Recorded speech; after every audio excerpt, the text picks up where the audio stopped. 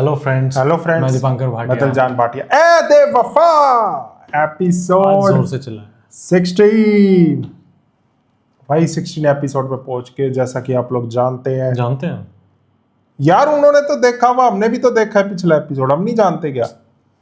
15 episode and हुआ है, दुआ को पता चल गया कि ये उसके माँ बाप नहीं है, वो अडॉप्टेड है। आगे देखना कि क्या होता है, क्या रिएक्शन होता है, सब पता चलेगा। वीडियो शुरू करेंगे, शुरू करने से पहले लाइक शेयर सब्सक्राइब कर दो और नीचे एक थैंक्स बटन दिखेगा, जाओ जाके उसे हिट करो, भरपूर प्यार दिखाओ अपना। तो बिना किसी देर के स्टार्ट करते हैं, बातें करेंगे एंड में। क्या मेरे मुंह पे लिखा है कुछ?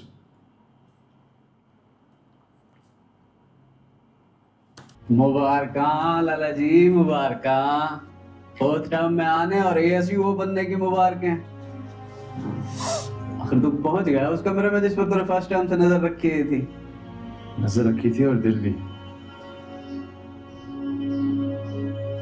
इस कमरे में एक अजीब सा जादू है। इस बिस्तर पर वो शेर लेटता था और इस कुर्सी पर बैठता हो।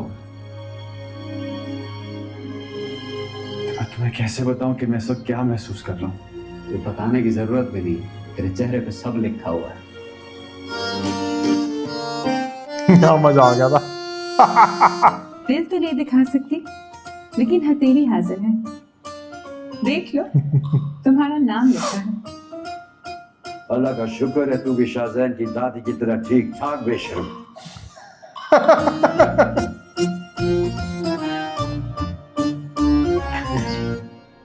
मेरे शौहर को आपने मारा भाईजान। वो आपकी वजह से इतना परेशान था कि आपकी मेरे को देख रहा, मैंने मारा। तक वो सिर्फ आपकी नाराजगी की बातें करता रहा। तेरे जैसा लग रहा है वो भाईजान। भाईजान, चले मैं चाहती हूँ कि आज के बाद आप मेरे घर में कदम ना रखें। आपको देखते मुझे आपसे नफरत होने लगती है। राइल तेरे जैसा लग रहा है। साथ ताल्लुक था, आपने उसको मार दिए। तुम मेरी और शाहिद की बेटी ही नहीं हो, तो उनकी भतीजी कैसे हो सकती हो? हमने तुम्हें अडॉप्ट किया था।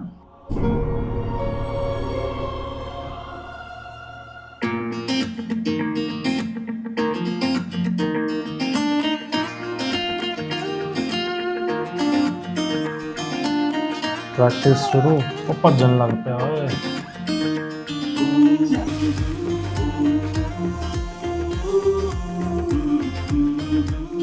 हाँ याद है वो दोस्ती का हर मजा, लगा के शर्त वो जिंदगी की फिर कोई। ये देख के मुझे मिल्खा सिंह याद आ गया। भाग मिल्खा द फ्लाइंग से पूरी भीड़ पीछे भाग रही है, वो अकेला आगे इतनी दूर। दूध दूध दूध करता हूँ।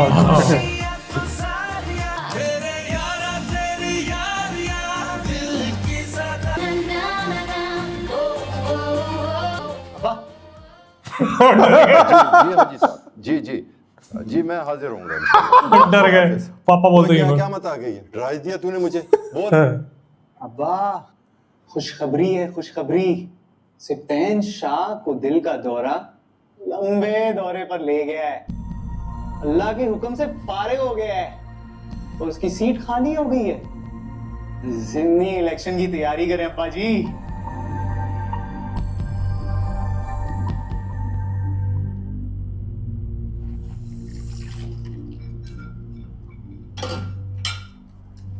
इसको डांटे तेरी वजह से हुआ।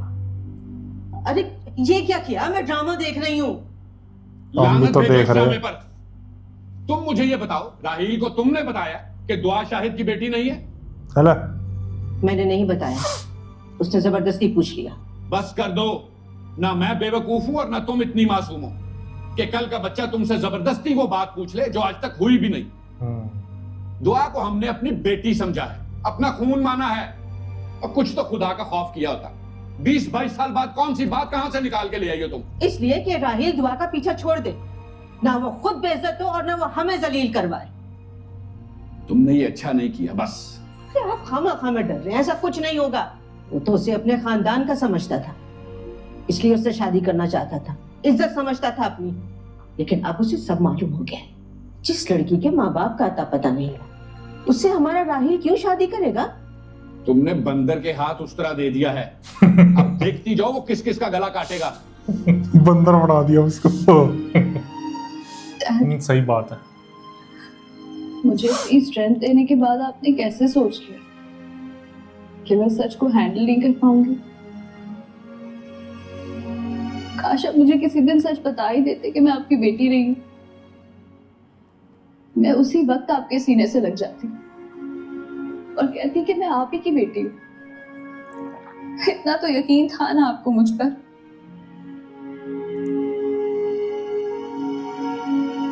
मुझे तो दुख इस बात का है कि आप सारी जिंदगी इस खौफ के साथ जीते रहे मैं आपको छोड़ जाऊंगी। मैंने तो नहीं छोड़ा डैड,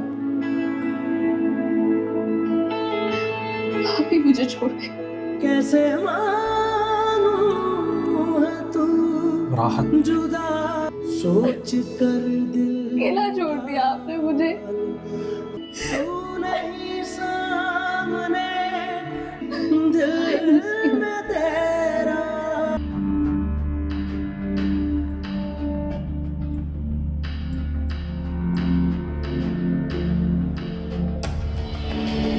ये क्या कर रहा अब?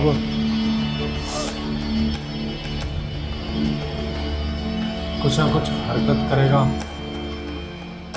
एक खबर पहुंची है मुझ तक। कौन सी? सर फैजान को क्वार्टर गार्ड में बंद कर दिया गया। हाँ, इंक्वायरी हो गई है। इंक्वायरी क्यों होनी थी? रेड हैंड पकड़ा गया, इसे तो क्वार्टर गार्ड में बंद है। हुआ क्या है मुझे तो कुछ बताओ। तुझे नहीं पता? अल्लाह की कसम से नहीं मालूम, तुम में से भी कोई कुछ नहीं बता रहा। टैक्टिक्स के एग्जाम में चीटिंग करते हुए पकड़ा गया है। ना कर। हाँ। तो इस पे इतना सीरियस एक्शन लेने की क्या जरूरत है? उसने हमारा बेसिक कोड तोड़ा है। A cadet never cheats. Never steals and never lies. जो भी लाइन क्रॉस करेगा उसका वही होगा जो फैजान के साथ होने वाला है। क्या? Drum out. What the hell is going on in academy? Gentlemen, foundation of soldier comprises courage, competence, comradeship, and most importantly, character. And any character failure has no place in the academy. Here, Cham, carry on!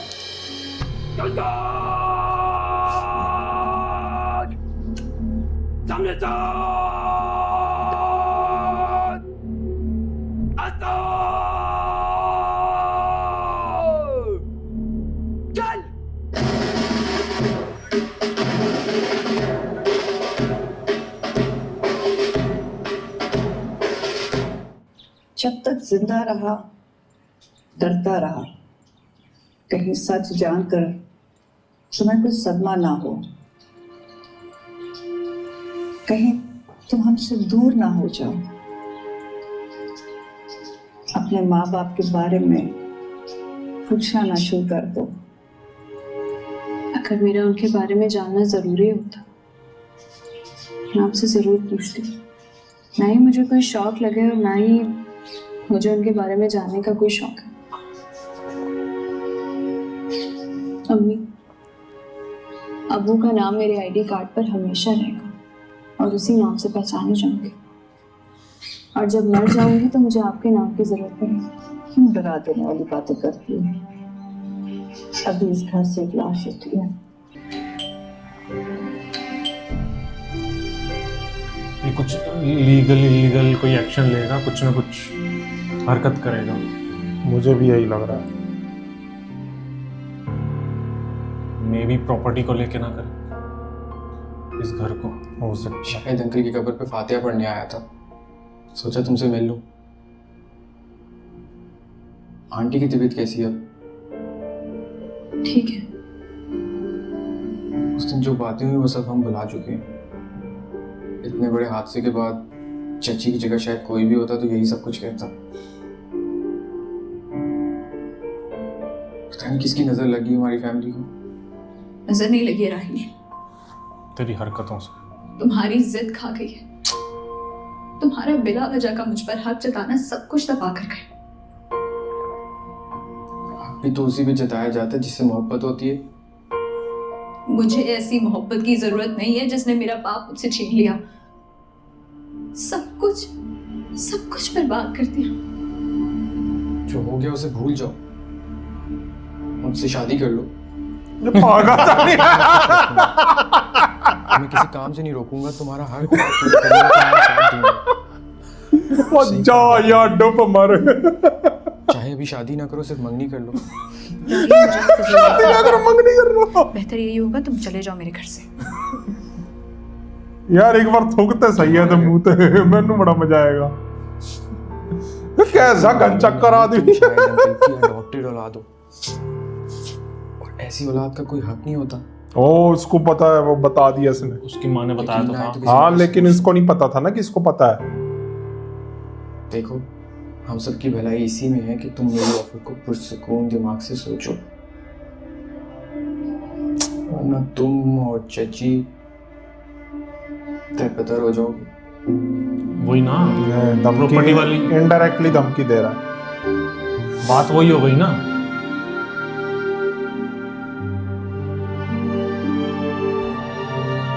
इसीलिए साथ का strong होना जरूरी है। पता चला क्यों? साध को तला मत बनना पड़ेगा। हाँ तला आपस की बात है, असल मौजे तो उनकी होती है जो कोर्स के टॉप 10 में होते हैं। जिस रेजिमेंट में जाना चाहें जा सकते हैं। लेट सपोज अगर मैं टॉप 10 में आ गया तो। सपोज कहां से आ गया है? मुझे यकीन है तू आएगा। तो अपना शक है। सुभान अल्लाह भाईजान, इतनी आजी ना दिखाएं आप। ऐसे एएसयू नहीं बन गए तुम। मुझे तो शक है तुम सोर्ड के टॉप 3 कैंडिडेट्स में से हो, और सोर्ड भी लेकर जाओगे तुम। यार सोर्ड जैसा ऑनर हासिल करना आसान काम नहीं है। मैंने तो अम्मी से भी कहा है कि दुआ करें कि हमारे हक में जो भी बेहतर है अल्लाह वही करे। यार मुझे यकीन है कि तू ही सोर्ड विन करेगा। एक काम कर, अपनी अम्मी से कह मेरे लिए दुआ करें कि मैं टॉप 10 हो गया आर्मर में चला जाऊं।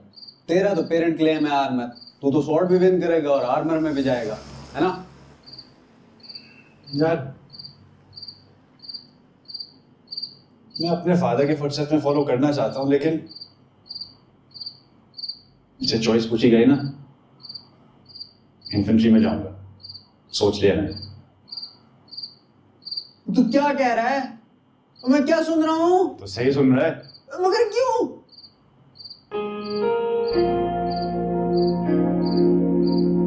हाँ